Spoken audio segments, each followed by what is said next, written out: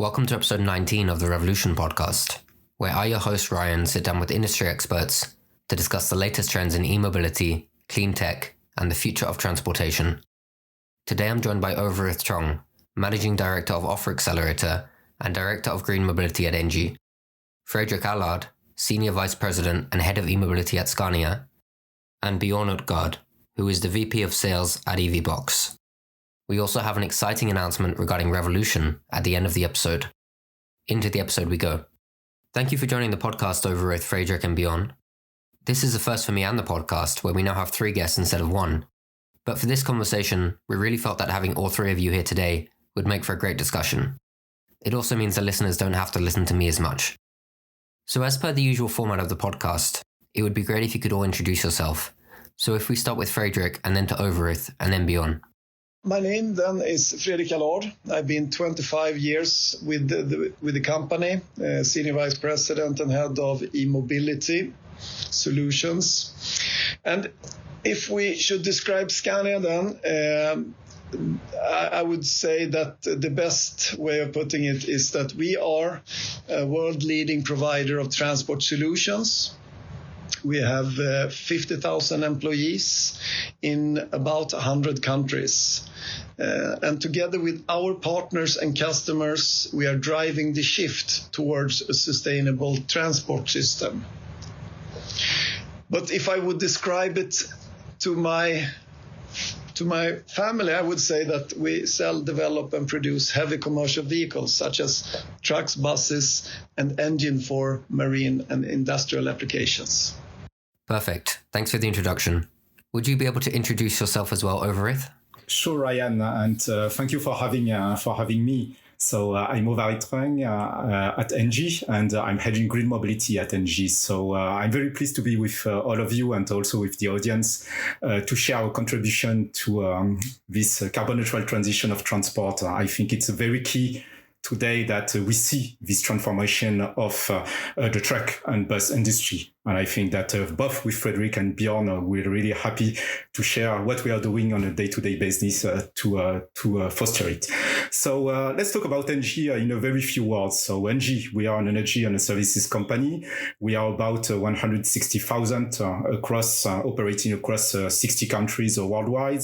So we do all that is related to energy. So we produce energy, we transport and we distribute energy, but we also serve our customers, our end customers in using energy. Our purpose at ENGIE is to foster the transition to a carbon neutral economy. So I guess that we all know that transport represents roughly close to 25% of the greenhouse gas emissions today. And so it's very important that we contribute to reducing these emissions. And with our partners, Fredrik from Scania and Bjorn from EVBox, I think we are proud today to contribute today to the electrification of transport by doing all the necessary works to install the EV chargers from EVBox at the customer site for the drivers to drive Scania's electric vehicles and electric trucks. So I think that what we target today is to bring this peace of mind to our users and to the EV drivers to have a safe and secure journey with the electric vehicles. Thanks for your introduction. So Bjorn, our listeners might recognize you from episode 8 of the podcast, where you were our guest.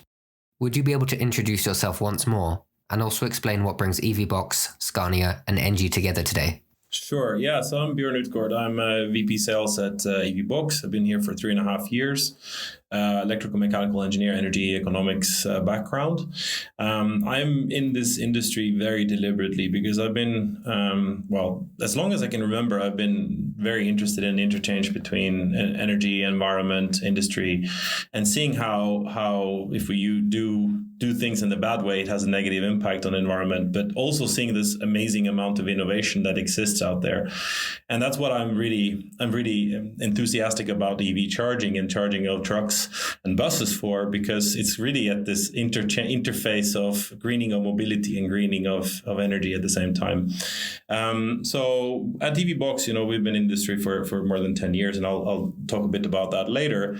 We are partnered with Scania. Scania was looking for a partner because I think Scania saw, and I think Fredrik will talk about this, that although the electric trucks offer a lot of, and buses offer a lot of benefits on the TCO perspective and efficiencies, it's a new situation. There are new challenges that are out there. A lot of times the truck operator has never really had to think much about fuel supply because there's a full industry doing that. And now this is different. And what we really see is that we have ideas together. Scania has ideas, ENGIE has ideas, we have ideas, but it's really about this exchanging, engaging with the customers, seeing the real world and quickly adapting how we approach the market and finding those innovative solutions as we go forward. And that's how we have this, initially pan-European partnership, but we really see no frontier here, and going forward and really accelerating the advent of zero-emission transport. Thanks for the introduction, Bjorn, and for explaining the nature of the partnership as well. Hopefully our listeners learned a little bit about the three of you and the companies you work for. So I wanted to start by acknowledging that the majority of people would associate electric vehicles with passenger vehicles, such as a Tesla, for example. However, Scania specializes in heavy transport and trucks, and I wanted to ask you, Fredrik, about the main differences and challenges between electrifying the passenger car industry and heavy transport. Well, same trends apply for commercial vehicles as for passenger cars, but different cell chemistry and amount of energy storage are needed due to different demands. One example is life length. A passenger car has a life length of 300,000 kilometers. Meanwhile, a truck has a life length of approximately 1.5 to 2 million kilometers. So 5 to 7 times a passenger car life length. Another example is weight. A passenger car weighs approximately 1.5 ton. Meanwhile, an empty regular tractor weighs between 6 to 7 tons and will carry a trailer of approximately 30 ton. So huge difference in product demands. But we are already there with the technology to cope with these demands.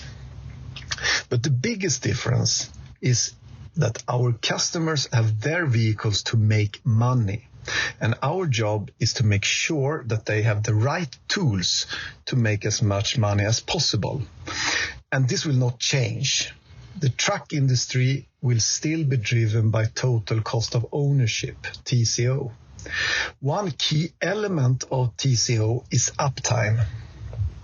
A battery electric vehicle requires less service than a conventional one, meaning higher uptime. But the key element for the uptime is charging. And our plan is to have battery capacity to drive for 4.5 hours and then recharge in 45 minutes.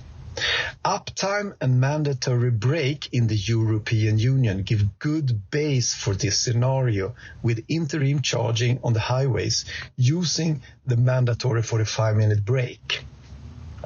Energy storage capacity and mega charging will be important to enable driving for 4.5 hours and charging for 45 minutes.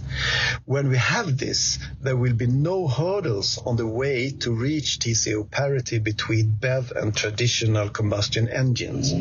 And the question is not if this will happen, rather when it will happen.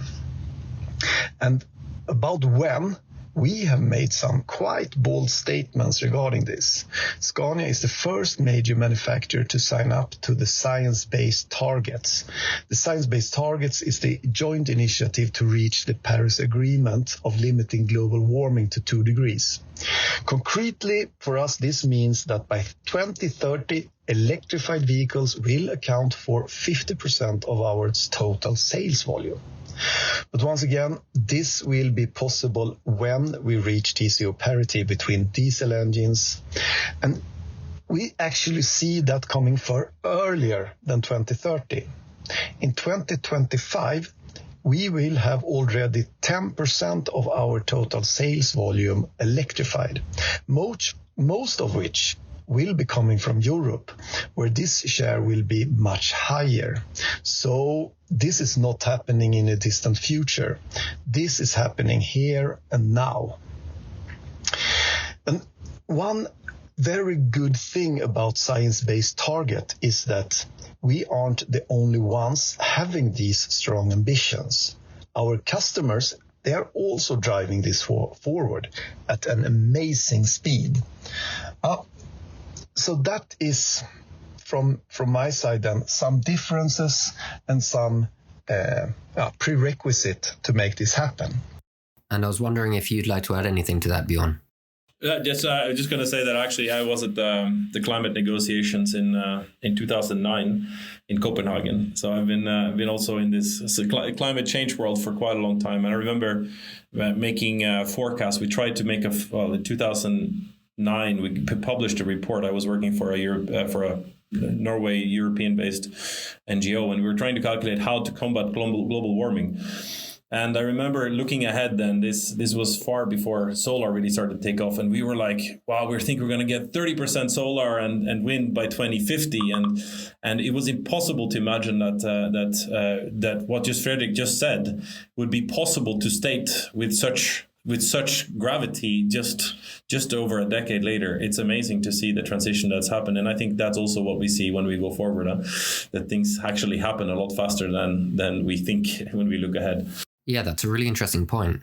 I think it's important to remember that oftentimes when you see these forecasts, what it is just one version of the future. But you have to also remember that the future doesn't come to us. We actually create the future. It's actually a result of our actions.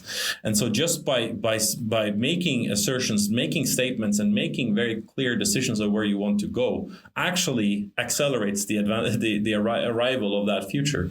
And I think that's what makes me very hopeful for this part of the climate combat, that we can actually reduce transport emissions faster than was thought just a few years ago. I really see the same thing, Bjorn. It's amazing that you set really tough ambitions, and the year after that you see that it is really going faster than what you expected. So each year it's more or less that increasing the pace of this transformation. Yeah, I remember this actually, Ryan. I drove the first time I drove an electric car was in 2008, and there was like some small, tiny cars that I drove in Norway, and you could not imagine that that's when we were making this forecast or trying to look at how combat global warming, and you were thinking about charging the moment you got in the car. And then, of course, things happened very, very quickly. The Tesla Roadster came, the Model S came, the Model 3. It just showed everyone that actually with a little bit of thinking out of the box, you could radically speed up the transition. And that's what I see also. I'm very excited about Scania showing here, because they're actually, when Scania is making these statements, it's not based on purely on wishful thinking. This is hardcore engineering going on in the labs right now, and manufacturing actually as well. Thanks for those insights on Scania, Fredrik and Bjorn. So I think this is a good point to bring in Ovarith to discuss the ENGIE perspective and the main challenges in regards to charging infrastructure. Yes, thank you, Ryan. And to relate with what Bjorn and Fredrik were saying, clearly, I would say we have seen the trend accelerating to go to electrification and to be able, I would say, to really implement this transition to a carbon neutral environment. And I think that what is important is that we are all together to tackle the challenges that are in front of us regarding this topic of electrifying transport. And it's a major change for the industry. And I think that Fredrik will comment on how much it makes sense for a company like Scania to be a leader into this transition. For us, the challenges is what we can bring, I would say, to the table as being an energy company. I think that Fredrik is fully bringing, I would say, the vehicle that is needed for the customers, for the transport operators to be able to operate with as less as emissions as we can. Bjorn is providing the charging infrastructures, and for us, we are acting, I would say, to identify and to install at the right locations the electric chargers to cater to the customer usage. I will say that it's not only finding the right location, but it's also finding the right connection to the grid, because Fredrik mentioned it, you need to have a high uptime for the electric trucks and buses, meaning that you need in fact to charge rapidly these heavy duty vehicles, and you need to use fast charger and even I would say ultra fast chargers. So we are starting at 150 kilowatt and 175 kilowatt. And for the moment when you are on a bus or on a truck depot, the depots are not configured usually to bring that much power to the depot.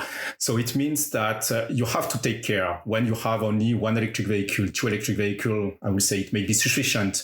But when you have a fleet of electric vehicles, and Fredrik and Bjorn are helping the customers to imagine what it means to convert a whole fleet to electric vehicles and to bring in the charging, we know that we need, I would say, to upgrade the infrastructure. So it means that on a depot, we need to do everything that is needed to bring the energy. We need also, in fact, to imagine where we can find, where we can implement the EV chargers en route. And so where we can be close to industrial hubs, logistic hubs. And so we are willing to find the good locations to install these chargers, but also in the public space. We need also to be able, in fact, to implement charging hubs along the highways, but also near the airports, near the harbors, to make sure that the EV drivers, when they drive trucks and buses, they have, I would say, enough comfort that they will find an EV charger. But it's not about charging infrastructure. It's also bringing the energy. When Fredrik is talking about SBT, when Bjorn is talking about the whole move going into this carbon neutral transition, the idea is that it's not about only using the clean fuels that will help us to decarbonize, but we also need to use the cleanest fuels as possible. So it means that us at ENGIE, we are willing also to provide the green electricity. It could be in a form of a very specific supply that we call corporate green power purchase agreement. But I think what's on the very good option too is to build the own on-site photovoltaics installation. So on the roof of the bus depot or truck depot, you will have plenty of space to implement solar panels to be able to generate this own energy. And by generating it, you will also need to store it. So we will provide also all the battery storage that could be needed on the bus depot to make sure that you can store the energy. So I would say that these are the two main challenges, but on top of what has been said previously, we need to make it TCO compatible. And by saying this, we also need to bring the financing solutions that we can provide for the customers, because we know that it's very CapEx intensive, especially if you add all the different optional services that I mentioned. And what we say to the customers is that if you prefer, I would say, not to own it, and you prefer to rent it or to pay it as you go, then we'll be able, both with Fredrik and Bjorn, I would say, to build up the solutions that you will need to make it easy for you to use and to adopt in terms of electric vehicles.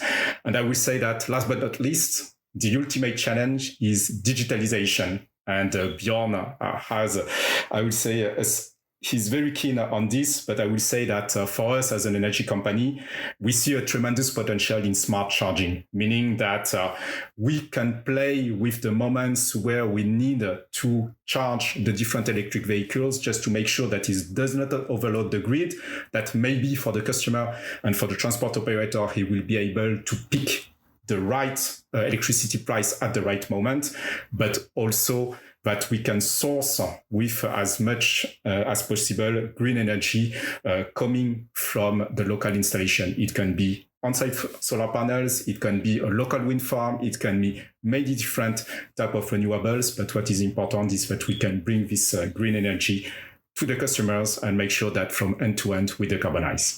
Thanks for that, Ovarith. And I'm sure there's a lot that EVBox can bring to the table in regards to charging infrastructure, Bjorn. Yeah, good.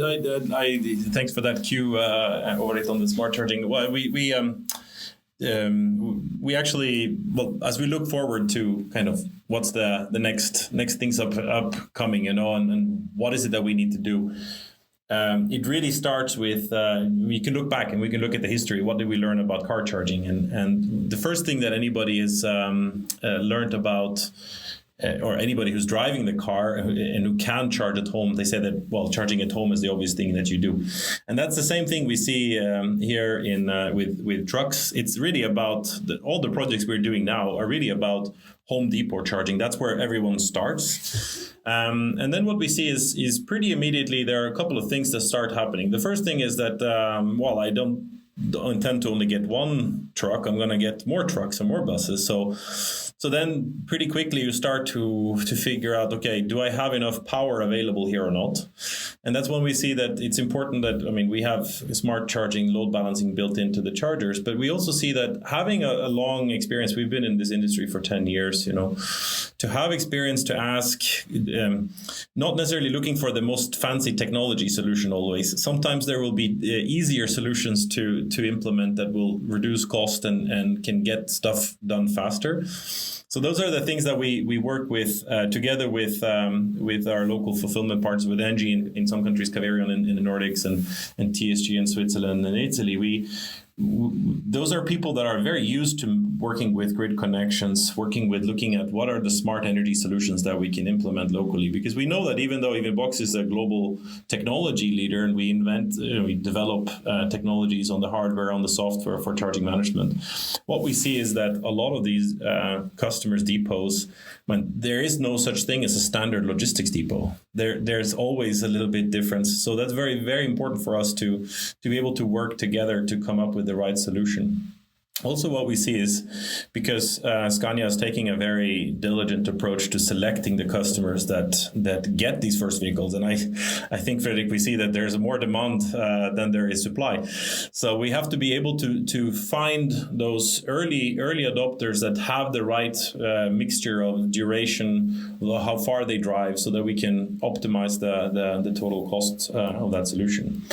So yeah, so that home charging, smart depot charging, that's really where we see it starting. But what's also very interesting is that the other thing, observation already from the first project together, is almost immediately, the depot owner will say, well, I have a transporter and he's getting electric truck too, and now he wants to charge on my chargers. So what do I do? And so that's why it becomes important to also provide easy access across different legal entities. And that's where we can also leverage our experience from car charging. This is how we let different operators, different owners of infrastructures and vehicles actually exchange energy. So they can easily pay for charging at the depot, and you can keep track of it, you can give access to it. So those are things that immediately come in. And then, of course, Fredrik mentioned also about what I think is for me, it's just a beautiful thing that you learn when you go into a segment. This thing about 4.5 hours driving, 45 minutes charging, and 4.5 hours driving, it's by law. So that's your constraint. And as Fredrik said, if you can meet that, well, then you have a golden egg. Right, and that's why public charging is going to become more important over time. And what we see is that we transition from these home depots, which now become accessible for your transporters as well. And you're going to start to see, well, now I'm going to drive a regional route, let's say 3.5, 4.5 hours. I'm going to offload my goods. While I'm offloading it, I'm going to charge it up high power, and then I'm going to be picking up something else and going somewhere else, you know. So that's the kind of next step, this semi-public, semi-private. And then as these big babies of you know, being able to drive 4.5 hours and charge in 45 minutes, if you do the math on that, you end up with somewhere between 600 and 800 kilowatt hours probably, and you probably need to charge it at something like 800 to 900 kilowatts.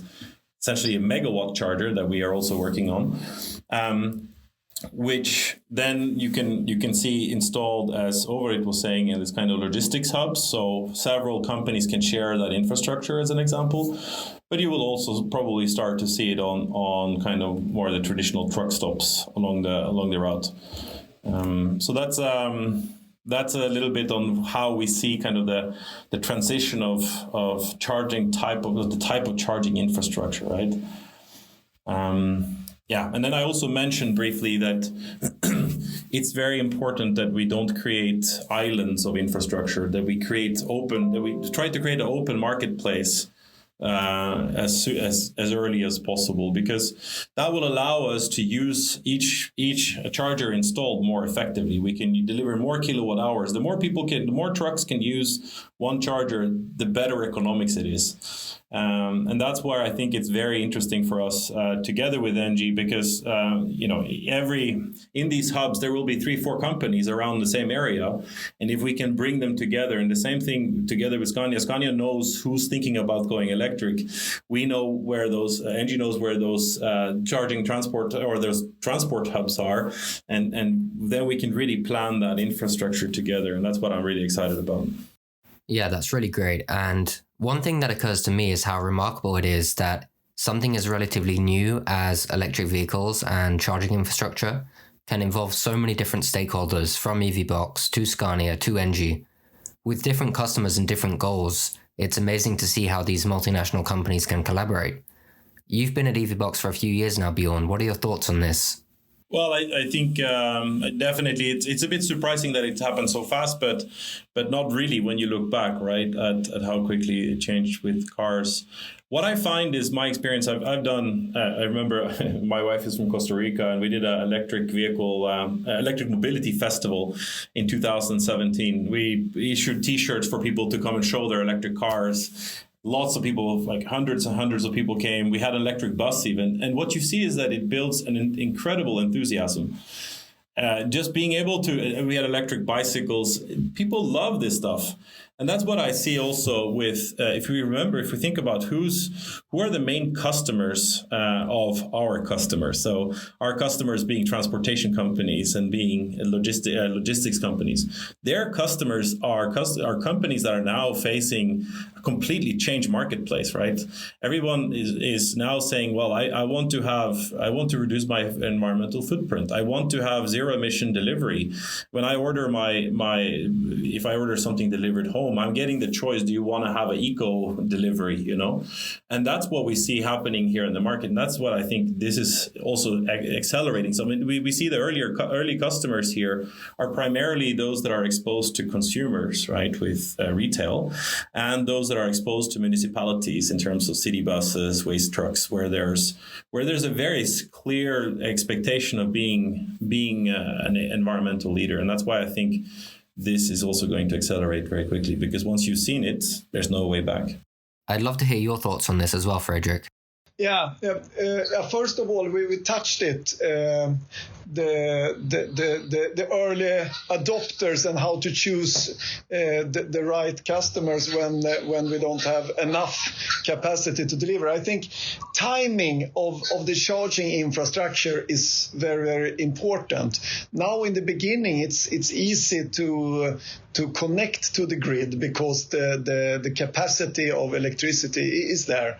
But when we talk about 10% of the vehicles and 50% of the vehicles, the grid connection and the effect of the electrical grid will be really crucial, and not to jeopardize the timing for this to happen. We need to be very early in starting to plan for our customers, together with our customers, how to build up this infrastructure. As you say, Bjorn, starting probably with home depot charging, maybe then destination charging as the next step, but also finding the right corridors for where public or en route charging will be needed, and start to plan for that early now. And that is also one of the why we think that it's so important to go into partnerships here, not just leaving this to the customer and to EVBox. We want to be part of this to make sure that our customer starts planning for this early enough. And another thing, Bjorn, that you mentioned is it's amazing to see how both employees and customer would like to push this transition. And I think one is product itself. Maybe you remember first time you stepped into electrical vehicle, and I can tell you, first time I drove an electrical truck, I had a smile from one ear to another. It's really, it's amazing. And if you had any doubts that this can happen with such a heavy vehicles, those doubts are gone, and you can start looking forward to having these electrical trucks on the streets. Yeah, it's amazing. I think that Ovarith, there should be a lot of, there should be a lot of reconstruction, Build Back Better funds around. The European Union has huge infrastructure plans, and we are working. We created an alliance in Brussels called Charge Up Europe, together with other peers from the charging industry and the charging operators, charging infrastructure manufacturers. And we see that as one very key point we are making to the Commission and to policymakers in all the member states is you have to front load. You have to see that there's infrastructure. You have to help early adopters. They are taking additional cost because of volumes are not there yet, and you have to help them get started. And we're seeing good trends, good developments there. And Ovarith, I'm sure you'd like to add something here. Yeah, so what is impressive is that we are fully aligned on what we expect from this transformation in the industry. It's going to be massive, and the way I see it is that it's not only about changing one usage, but it has, I would say, the potential to change the way we see the energy system. It means that we used to have, I would say, the energy to power our vehicles here in Europe coming from far, far, far away. And today, what we say is that we even have, by changing the usage, the potential to change the way we produce and we use this energy. So I think that is very important, because we have both, I would say, a leading player that is able to change the way the industry is seeing the vehicle. We have a very important player who will bring in the charging infrastructures and make the necessary connection between the vehicle and the rest of the energy system. And we are very humbly willing to, I would say, contribute in changing this energy ecosystem. And really, I do believe that with all what we see in terms of the green deals, bringing in more renewables, bringing in online new energy sources, it makes the energy sources very much more local, more renewable, but also it fosters the use of an energy which will be more efficient. So it's also about energy efficiency that we are looking at. Perfect. So I wanted to spend the next part of the discussion looking towards the future. This partnership is really exciting, and you can really see the expertise that each stakeholder brings to the table. So Fredrik, what are you most looking forward to from this partnership going forward? Yeah, first of all, stronger integration in the sales process. Our customer, they want turnkey solutions, so they can just turn to us and we will solve everything. So I think that is really the core of this. And of course, we can expect that we get all the best expertise within all areas included in our offering, ranging from the vehicle to the battery, charging infrastructure, as well as green energy contracts. Because, I mean, in the end, it's all about creating peace of mind for our customers. We need to provide that. We need to provide a solution that works exactly as well as our traditional combustion engine, but I would say with the big advantage of being even more profitable than before. And what about for EVBox, Bjorn? Well, I think that first of all, it's really about executing executing with excellence, making sure that we can really follow through on what we want to do, what we hope to do. Be very, very quick together with our local partners as well, and being responsive. Always when you're entering into new territory and uncharted like new space. I mean, we're not new to charging, but these customers are new to charging, and there are new contexts.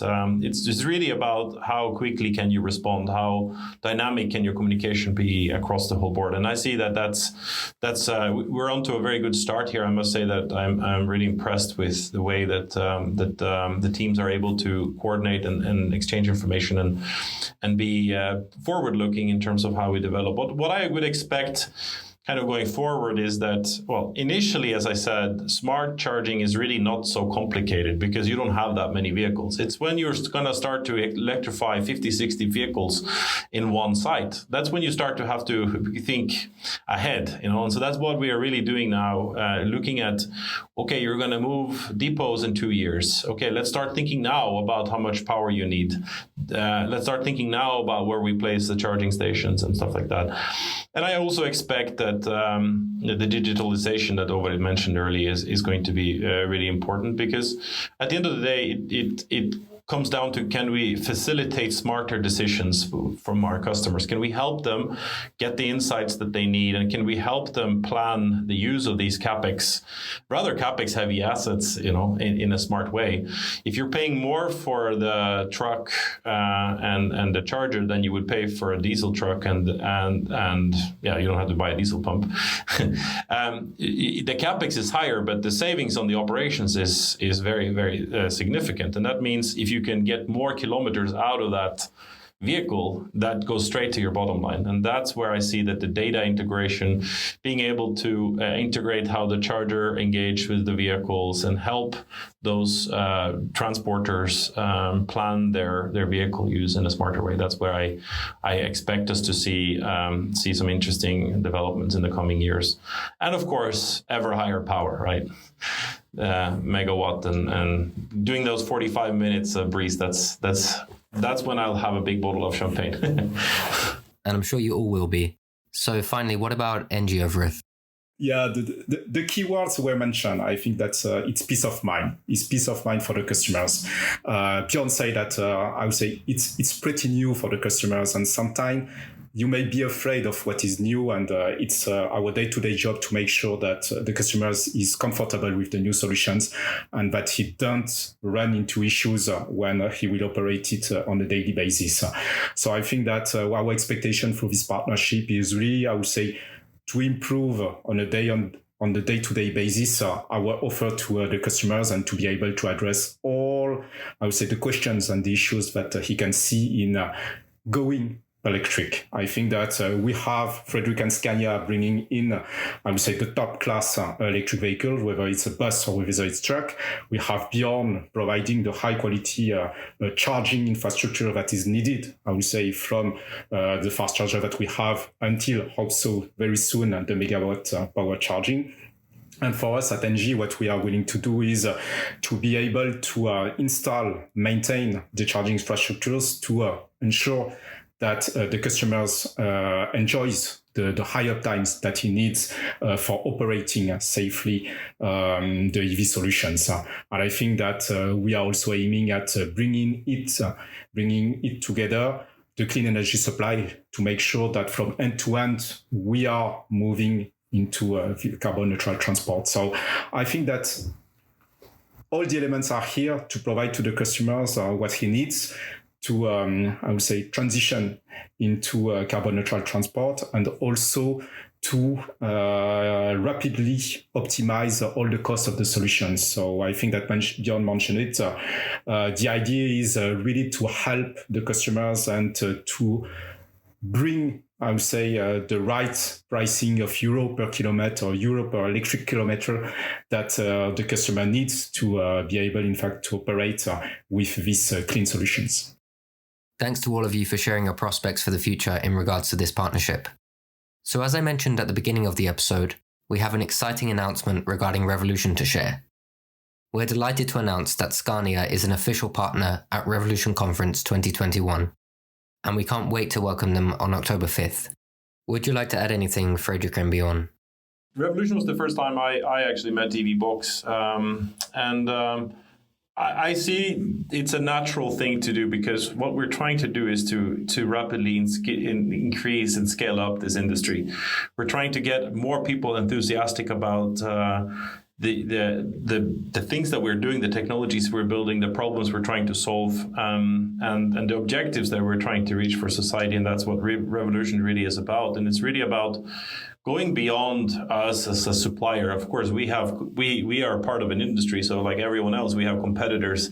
But what we realized is that our commercial success will, at the end, depend on how quickly we can get this industry bigger. And that's why we founded Revolution, really to bring everyone on board and help increase awareness and get learnings across. I mean, there's so many things we have to learn, and we can learn them from all sorts of parts of the value chain. And that's why I'm so excited about Revolution. That's how also I got excited about joining EVBox and being part of the industry. Okay, great. And Fredrik? I of course look forward to this Revolution event. I think it will be great to be part of that, and really I think that idea is great to boost the learnings and the cooperation by an event like that. Okay, well, I recommend our listeners to follow Revolution on social media, as well as visit revolutionconference.com for more information. I think this is a good segue to discuss what else you're looking forward to in 2021. So, Fredrik, would you like to start? We have taken a pretty big part of the battery development, battery production, and this year we will also inaugurate our new battery laboratory, and that is something that we will announce, and I think that we look forward very much to, because that will be a great arena for learnings when it comes to making the best use and having the best batteries that we can have. And also, of course, following last year's launch of our first range of electrical trucks, then we promised to launch something new every year, and of course that is also still to happen, so that is something to look forward to as well. That sounds really, really exciting. So, Ovarith, what about ENGIE? I think there will be many projects that we are developing currently, and we hope that they will come online during the year in 2021. We are working a lot about one key element that we mentioned, which is public charging, and so we are working on many different projects here in Europe, but we are going as far as Singapore, and we hope that one very specific case that we in Singapore will come up very soon.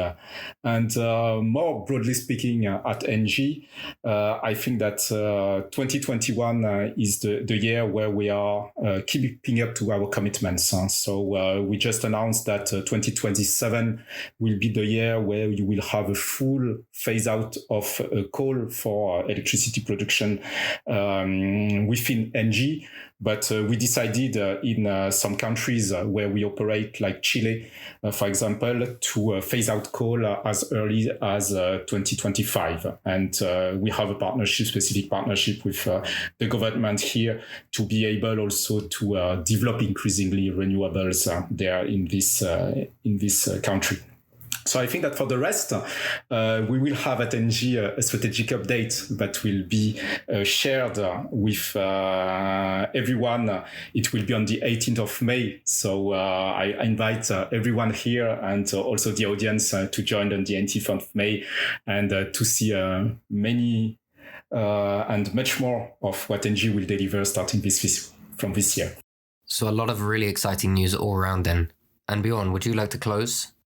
What I'm super excited about is that we have a very short feedback loop from the field to the lab, so that we can learn very quickly from the first customers. There's a lot of value to be delivered here. There's a lot of value, a lot of good solutions to be developed. Even if you have a charger, sometimes you need a longer cable. Sometimes you need a different way to mount it.